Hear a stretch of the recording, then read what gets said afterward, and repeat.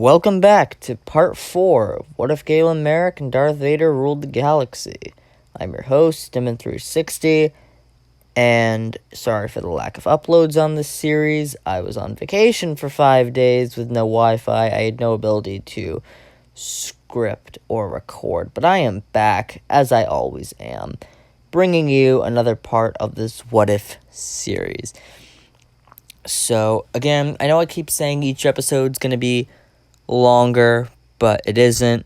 This one will probably be a little longer because there's a lot more stuff going on. We're literally following 5 different plot lines right now. And, of course, all of this is going to tie into the other storyline. But we have Galen, we have Darth Vader, we have Tarkin and Thrawn, we have Luke and Hondo, and we have Leia and Ahsoka. So how we're going to tie all this together, we're going to see. Or you're going to see. I already know how it's going to go down. But, because unlike J.J. Abrams and Rian Johnson, I had a plan. I had a plan from the get-go of where everyone was going to end up. Heck, maybe I might even make an Aftermath series talking about what happens afterwards. So, yeah. Without further ado, let's begin this part of the story. We open on the moon of Rada, where we find Ahsoka Tano and Leia Organa hiding behind a mechanic shop as they invade Imperial patrols.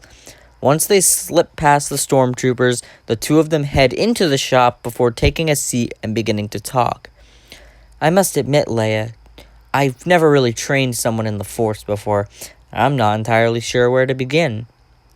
Maybe you can start by telling me what the Force is to begin with, Leia suggests, half sarcastically. Ahsoka shrugs, as if to say she isn't wrong. The Force is not a power, necessarily. It's a field of energy created by life. Those who can touch the Force can feel its energy flowing through us and use it to benefit of those who cannot. Leia absorbs the knowledge as Ahsoka begins to teach. I want you to close your eyes. Focus on the world around you, the trees, the rocks, the grass, the air. Feel the energy within them all and connect with it, she orders. Leia does as she's told and focuses, however, to no avail, and she impatiently gives up. I can't do it, she declares. Ahsoka shakes her head calmly. No, the only reason you can't is because you tell yourself such. No Jedi is capable of these things on the first try. It takes a lifetime of training to only begin to comprehend the Force. Patience is a virtue among us, and a great ability to have. Think about your time in the Senate, all those infuriating politicians squabbling about pointless debates. Think about all the times you were patient and focused as you brought your words before that Senate. That same focus, that same patience is what will allow you to feel the Force. Leia nods and goes back to closing her eyes. We see her struggle for a time, however the words of Ahsoka echo through her mind as she concentrates more and more. Finally, we see a look upon her face, a look of awe and relief. The small pebbles littered around the floor begin to levitate slowly as Leia begins to connect with the Force. She exclaims that she's doing it as Ahsoka smiles back. You did. Now try to focus on that concentration. Try to feel my presence. Ahsoka sits down next to Leia and begins to meditate, focusing into the power of the Force. Leia struggles but soon gets the hang of it as she can feel Ahsoka through the Force. That's the Force, Leia, Ahsoka explains. Suddenly, Ahsoka finds herself drawn further into Leia's presence. There is something familiar about this girl that Ahsoka couldn't quite make out yet. She focused harder, trying to discover what it was. It can't be, she muttered to herself. As she looked deeper, a look of realization and shock came across her face before she shot out of meditation. Leia opened her eyes and goes over to Ahsoka and asks if she's all right. Ahsoka nods her head. Leia, I know Bail Organa doesn't have the Force. Do you know where this connection to the Force originates? Actually, Bail is my adopted father, Leia admits. To that, Ahsoka's eyes widen as everything begins to come together. Leia continues explaining. From what I've been told, my real father was a great Jedi Knight and an old friend of Obi-Wan Kenobi. Ahsoka gasps to herself and quietly walks away in a stun, leaving Leia to question what is going on. We cut to where Ahsoka has moved over to, as she collapses to her knees in shock. Was Leia the daughter of who she thought she was? She searched through the Force for answers that never came. Suddenly, a voice she never thought she would hear again appeared in her head. Ahsoka? Obi-Wan. It is, Obi-Wan's voice responded. Ahsoka rubbed her eyes, thinking she was dreaming. This is no dream, Ahsoka. When I became one with the Force, I learned the ability to retain my consciousness and identity. How? I'll teach you one day, Obi-Wan promised. Obi-Wan, you knew of Leia. Obi-Wan's eyes saddened as he knows what Ahsoka has realized. Is she really? She is, Obi-Wan confirms. Tears stream down Ahsoka's cheeks as Kenobi continues. He lives. Ahsoka's face fills with shock once more. Where? Where is he? Maybe I can bring him to Leia, and then he can have his daughter. Obi-Wan frowned again, and as Ahsoka wondered why, the realization came to her. He can't be.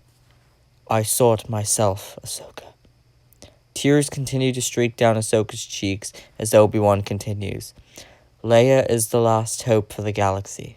For now. Then I'll do everything to help her, give her the life Anakin would have wanted for her. Obi-Wan lets out a faint smile. Thank you, Ahsoka, he said, before his ghost vanished. We cut back to Leia as Ahsoka returned. Leia asks if she's okay, to which Ahsoka replies with a simple yes. You know, I didn't know who your father was. When I felt your presence, I learned who he was. Who was he? Leia asked. Ahsoka bit her tongue before responding. His name was Anakin Skywalker, and he was the Jedi Knight who trained me in the Force. Leia's eyes widened to hearing that. Skywalker. I've heard that name before. I bet you did. Anakin was a great hero of the Clone Wars. He was brave, daring, and sometimes even reckless. But for all his heroics, and for all his faults, the best thing about Anakin was his compassion for others. He cared deeply about his friends and family. Even when the whole galaxy would turn their back on you, your father would stay by your side until the end. He sounded amazing, Leia gasped. Ahsoka nodded. He was the best master I could have ever asked for. Ironic that now I get the privilege of training his daughter. What a coincidence, Leia pondered. Next lesson, Leia. There's no such thing as coincidences. It's the will of the Force that decides our fates. Leia nods her head again. I have a lot to learn, and I'll be there to teach you all of it, Ahsoka replies. We cut to Tarkin's Star Destroyer as the Grand Moff as well as Grand Admiral Thrawn are overlooking several data pads. Suddenly, a voice enters the room. I know your plans. Tarkin gets up and looks around the chambers. However, he can't find anyone. The voice continues. You want to kill Vader. Whatever do you want? Tarkin asks. Suddenly, the doors to Tarkin's chambers tear open, and we see a red-headed female dressed in Imperial Special Ops gear and a lightsaber on her belt, and we can tell that it is Mara Jade. Emperor's hand, Tarkin says. Mara looks at the Grand Moff for a time. You want to kill Vader, she repeats. Tarkin reaches slowly for the blaster on his desk as Mara raises an eyebrow. I want in, she finishes. Tarkin stops from grabbing the blaster and cocks his head. May I inquire further? My true master was Emperor Palpatine. When he died, I heard his voice in my head telling me my final command. I am to kill Darth Vader. Is it true that Darth Vader assassinated Palpatine? If it was the senators, then Palpatine would have sent me after them, Mara responded. Tarkin has a look of realization upon his face. And how would you be of benefit to my attempts against the new Emperor? I can hide your intentions from him. Plus, I can wield the Force in ways you cannot, Mara suggests. Tarkin raises an eyebrow. You can mask our thoughts from Vader. My final test before becoming an Emperor's Hand was spying on Lord Vader for days without him discovering me. If I could do it then, I could do it for you now. The question stands, can you defeat Darth Vader? Mara shakes her head. Not on my own, she admits. Thrawn, who has been staying silent the entire conversation, finally chimes in. Perhaps there is another way we can kill him, he suggests. Tarkin turns to Thrawn. You already have the Death Star being built in Chiss space. What else could you have? The Death Star will take years to complete, Thrawn explains. Vader needs to die now, and I have another solution. We cut to Kashyyyk, where we find Starkiller, now wearing armor very similar to the Sith Stalker armor, minus the helmet, talking to an Imperial officer. You're leaving Kashyyyk, Galen asks the officer.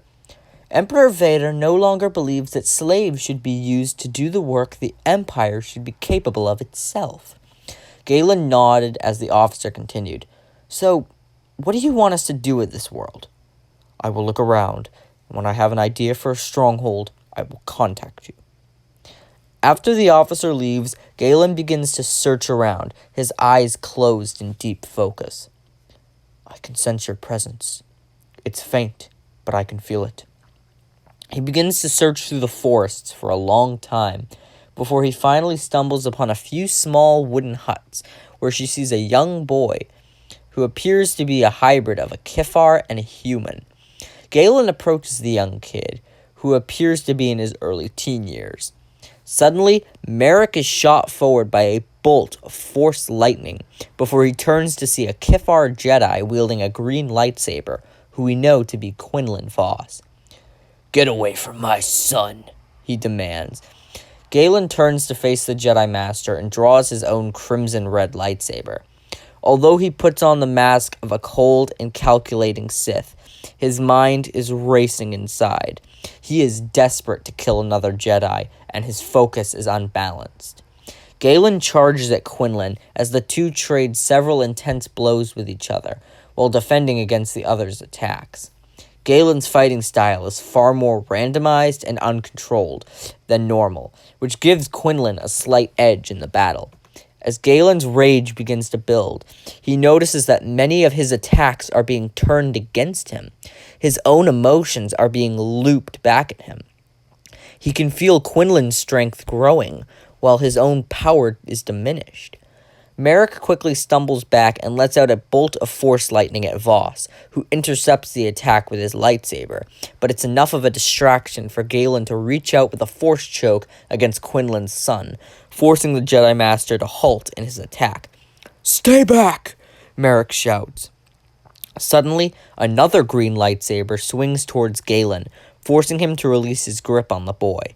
Galen turns to see Jedi Master Thulm launching another wave of attacks coming his way.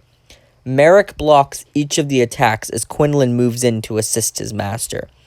The two Jedi continue to push Merrick back as another Jedi walks out of her hut. Jedi Master Trasa kneels down in battle meditation, assisting her fellow Jedi. Finally, just as it seems all is lost for the Sith apprentice, he draws in his power and unleashes one of his iconic Force repulses, sending all the Jedi flying. Galen then turns to Trasa and unleashes a bolt of Force lightning that breaks off her battle meditation and sends her to the ground before moving over to the Jedi Master Thulm. They trade multiple blows, and Merrick uses his Force lightning to slow down the charging Quinlan Vos. Finally, as Galen and Thulm lock their blades, the Jedi Master begins to speak to him. I see your heart, he stutters. What do you see? Galen asks frantically, as he launches several more strikes towards Thulm.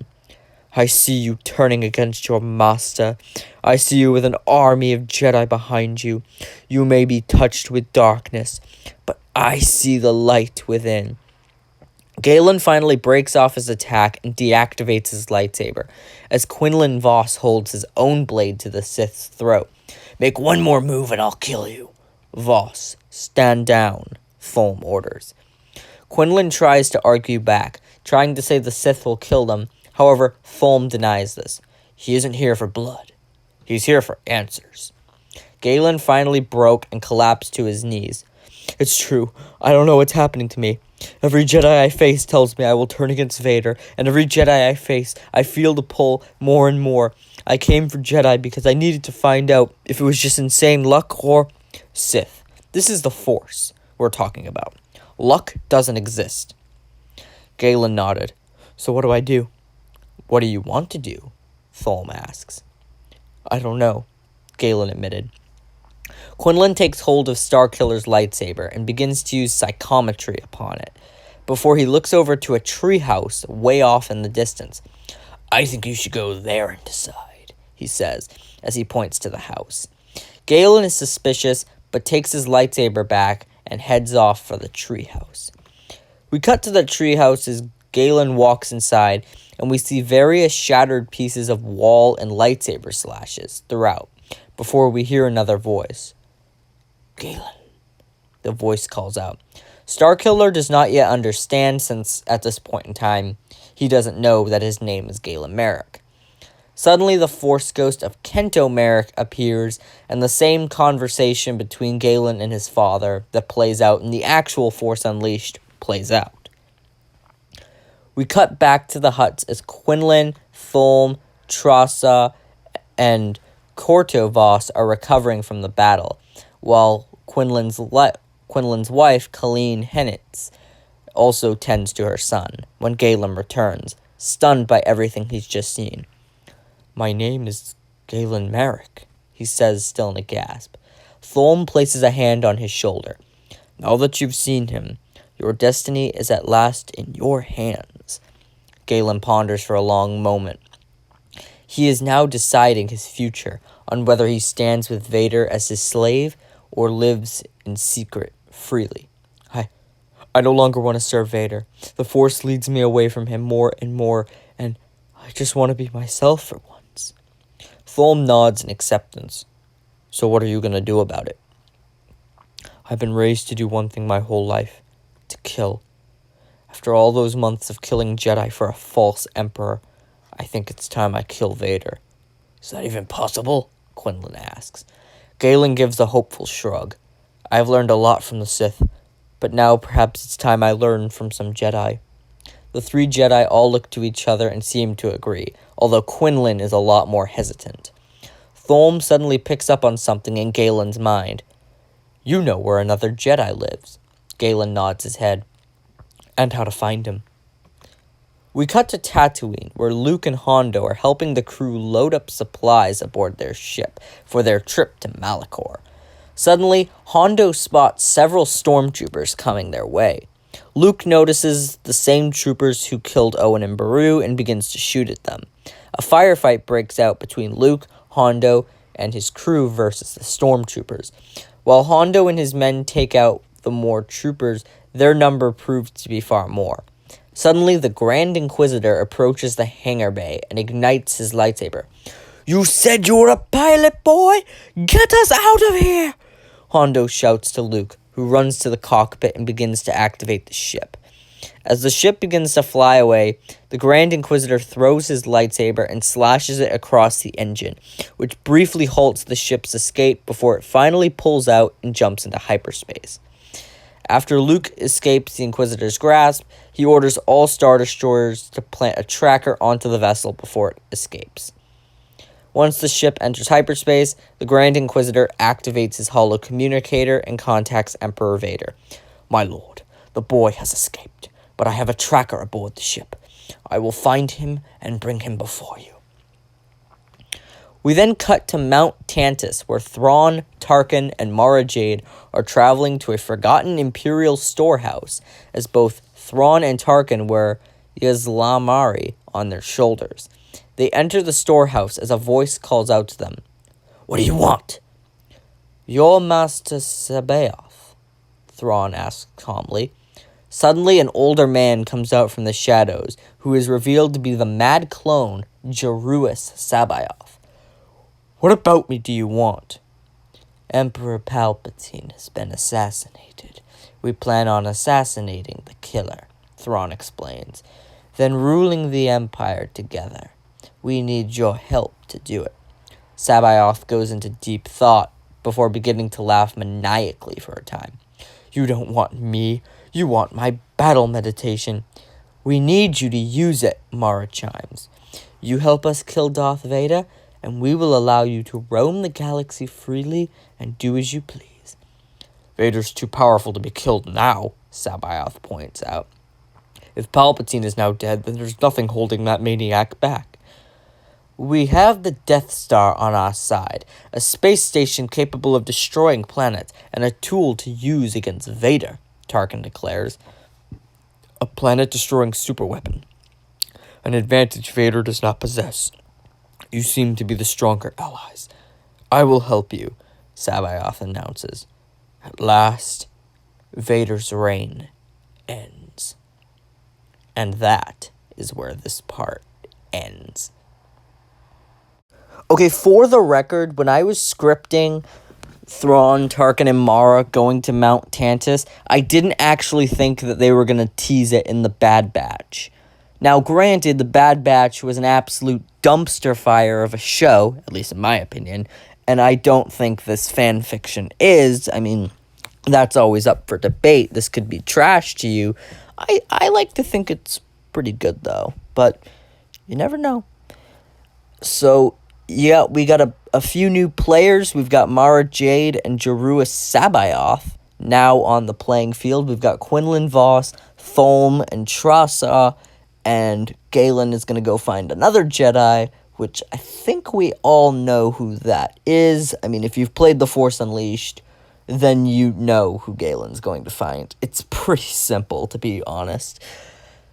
So, and now the Grand Inquisitor is tracking Luke and Hondo to Malachor. So, also, just for the record, for people who are confused about Malachor between Legends and canon, now, originally this could have been considered a retcon. However, I noticed a line of dialogue in Star Wars The Old Republic where Darth Thanaton talks about having business on Malachor 3. So, my headcanon says that the Malachor that is in Star Wars Rebels is Malachor 1, and the entire Malachor system was basically in control of the Sith. So Malachor 1, Malachor 2, Malachor 3, Malachor 4, and the most iconic, Malachor 5. So all of them exist in the same universe. That's my way of rationalizing everything. So Malachor and Malachor 5 can exist. Obviously, Malachor 5 doesn't exist at this point in time, but they both existed at some point. That's just how I'm headcanonizing everything, but that's just how I'm doing it. So I hope you guys are excited to see what's coming next, and I'll see you guys next time. Bye.